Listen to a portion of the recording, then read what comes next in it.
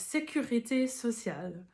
Quand je venais d'arriver en France, il me semblait un peu bizarre de dire sécurité sociale pour l'assurance maladie.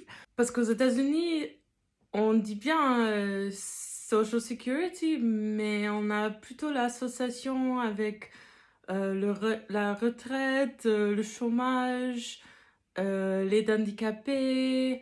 Pas trop l'assurance maladie parce que pour la plupart du monde, des Américains, ça vient pas de l'État. Mais en France, par contre, il y a ce niveau, cette assurance de base qui vient de l'État français.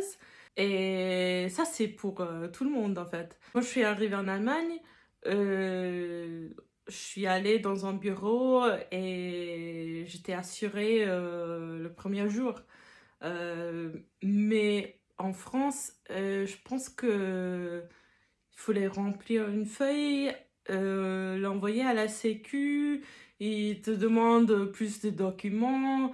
Et par exemple, comme en France, il faut toujours une acte de naissance qui date de moins de 3 mois.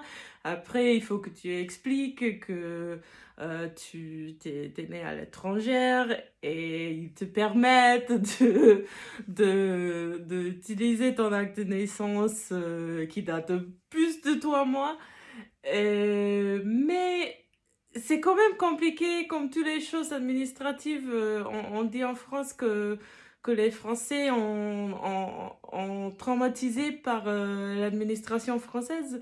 Et je trouve que c'est pas une blague. Si tu regardes sur le site, il a écrit quelque chose, tu appelles, ils vont te dire autre chose. Tu passes par le bureau, ils vont te dire autre chose. Tu repasses une autre fois, ils vont te dire encore autre chose. C'est vraiment un peu compliqué.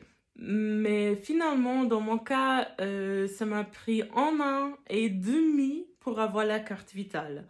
Je pense que c'était un peu plus long que d'habitude, mais quand même, je sais pas trop à qui je parle là, mais si tu serais assistante de langue dans les écoles françaises, tu peux vraiment l'oublier. Franchement, je pense que c'est vraiment très peu probable d'avoir la carte vitale dans moins 7 mois.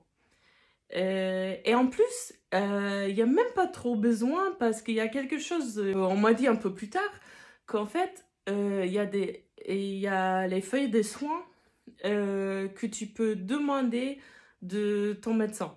Du coup, tu passes par le médecin, tu payes déjà, mais après, fin de la consultation, tu demandes une feuille de soins, tu, tu l'envoies à la Sécu.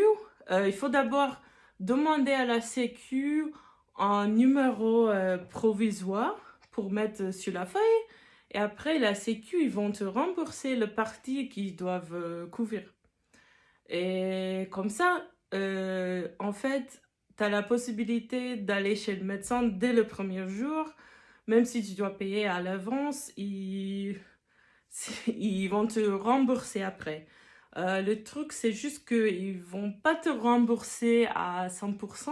Par exemple, pour les médecins, à l'époque, c'était 23 euros. Je crois que j'ai entendu que maintenant, c'est vers 25.